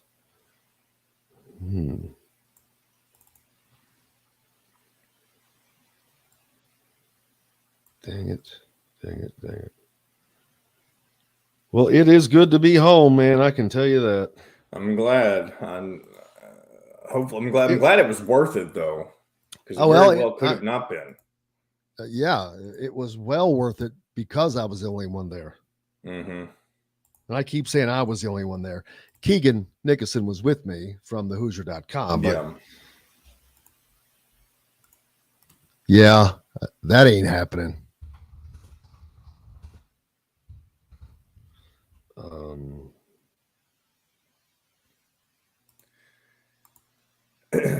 All right, here we go. And I've got Greg Gard and what's his face, Juwan Howard, if you want to use them here. There we go. Every week, Monday through Friday. If we're not on a station where you live, we should be. Ask for Indiana Sports Beat Radio. This segment is brought to you by Bubba's 33 in Clarksville. Pizza, burgers, beer. Now back to the Golf Club at Eagle Point Studios for more Indiana Sports Beat Radio with Jim Coyle, presented by Endeavor Hospitality Group and Andy Moore Honda of Bloomington. Welcome back, Indiana Sports Beat Radio here on this Thursday, brought to you by our good friends down in the southern part of the state in Clarksville. Bubba's 33, located right off of I-65. Pizza, burgers, beer, they are champions at it all. Everything's made fresh every day. They've got like 50-something TVs in there. It's an excellent place to eat, catch a game, hang out when you're down there. I had the great opportunity up at Big Ten Media Days to get to that's the thing of what this is about, getting to talk to the coaches that you're not going to get to talk to the rest of the year.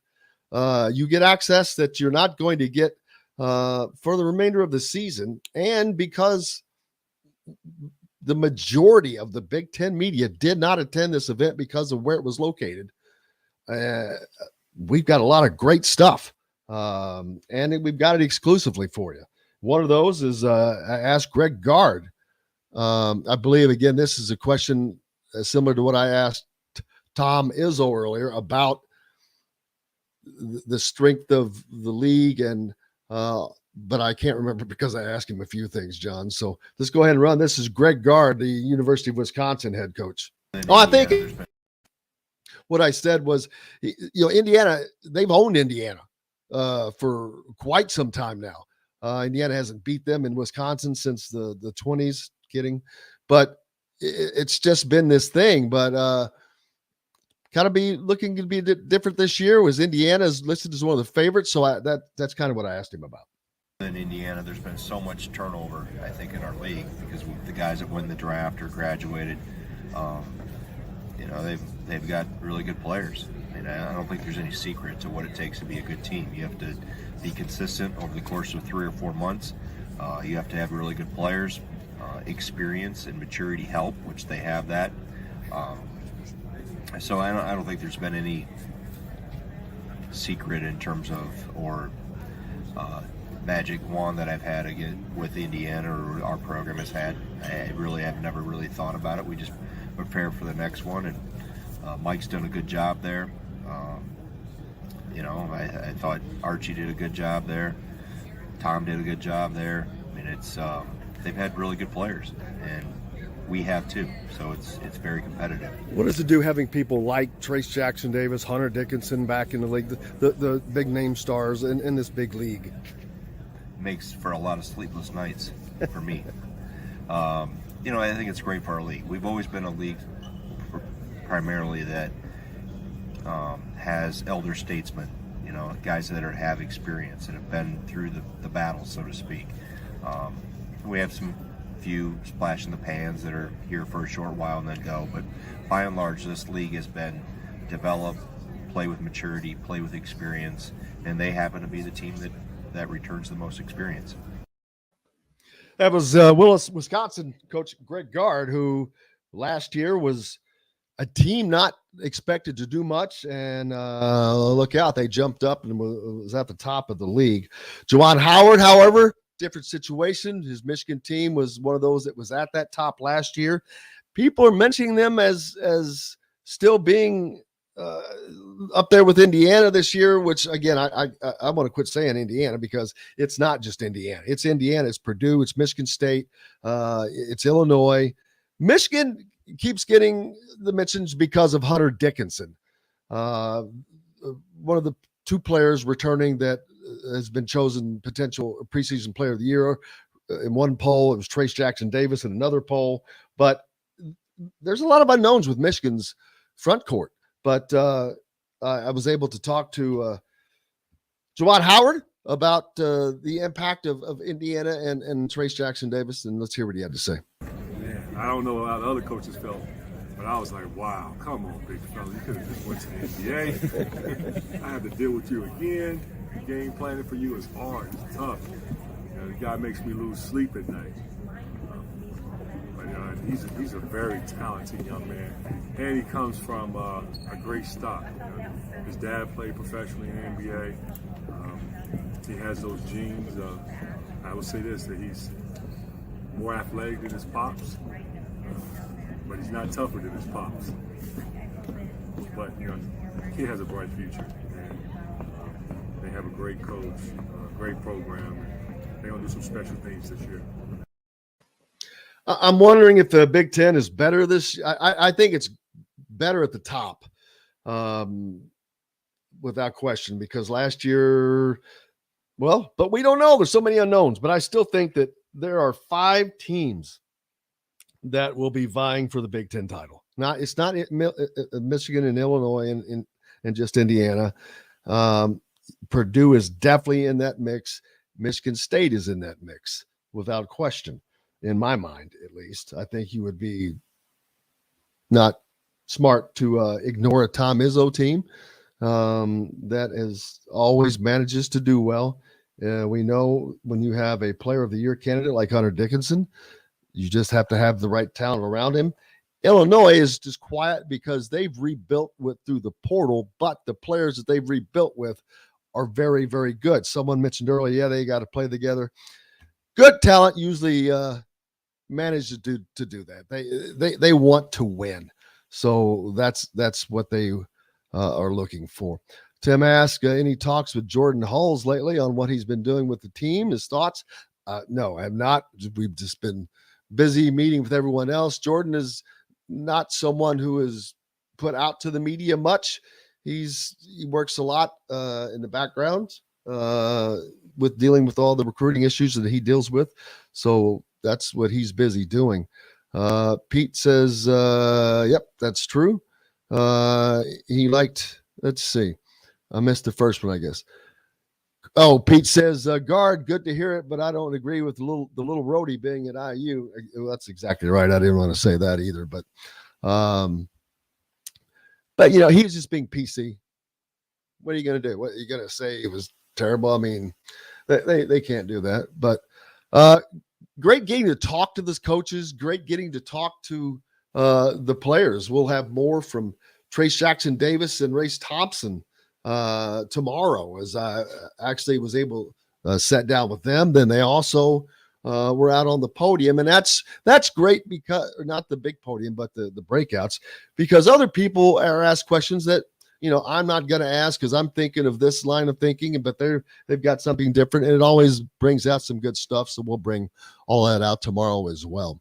Man, it's been a fun one today here already.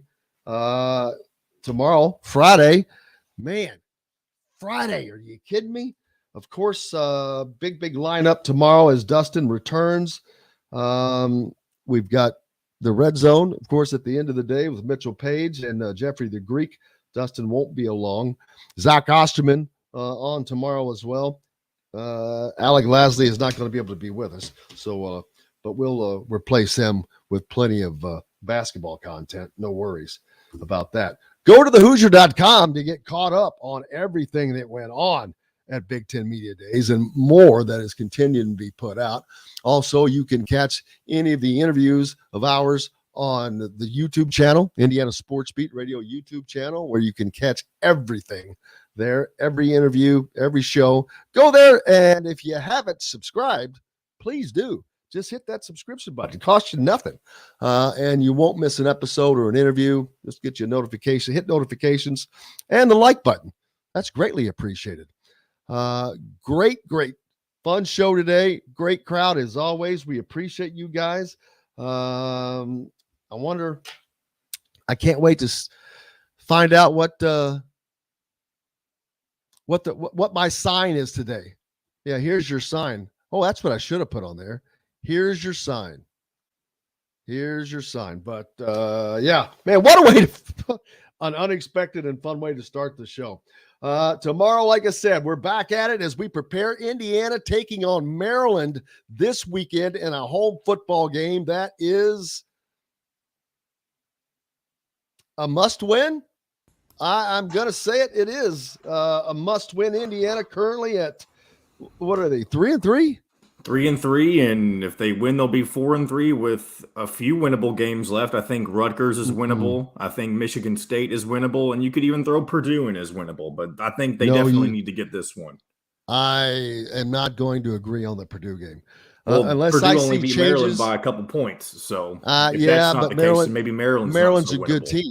I don't know that Maryland is winnable. They have a tremendous offense behind Tagliavio, Tunga Vailoa. They're so good you can't even pronounce the last name of the quarterback. That's how good Maryland is on offense. Yes, it is. It's Tua's brother. Oh, I know. It's just funny how every time we say his name, it's a different pronunciation. Yeah. They didn't admit to anything. No admission of anything here. Man, looking forward to it. Can't wait to do it again tomorrow. You guys are the reason, and I can't thank you enough. But, of course, a big thanks to Matt Taylor from the Indianapolis Colts, from Kyler Staley of thehoosier.com. Again, go there, get signed up for subscription so you can be up to date on any and all news and recruiting information from IU and the Big Ten. It's only $8 a month, man. Come on, guys. And, of course, Chris Denari, who joins us each and every week from the Indiana Pacers. Big thanks to John, the producer, and Dustin Schutte, my co-host as well. But most importantly, you guys, without you, we have no reason to be here, and we cannot tell you how much we appreciate you. We'll be back tomorrow to do it all again. Until then, I am Jim Coyle. We'll see you on the radio. Thanks for listening to Indiana Sports Beat Radio. Be sure to subscribe to our YouTube page for more clips and team coverage of Indiana basketball, football, and more. You can also find full episodes and tons of other content on thehoosier.com. We'll see you next time for another edition of Indiana Sports Beat Radio.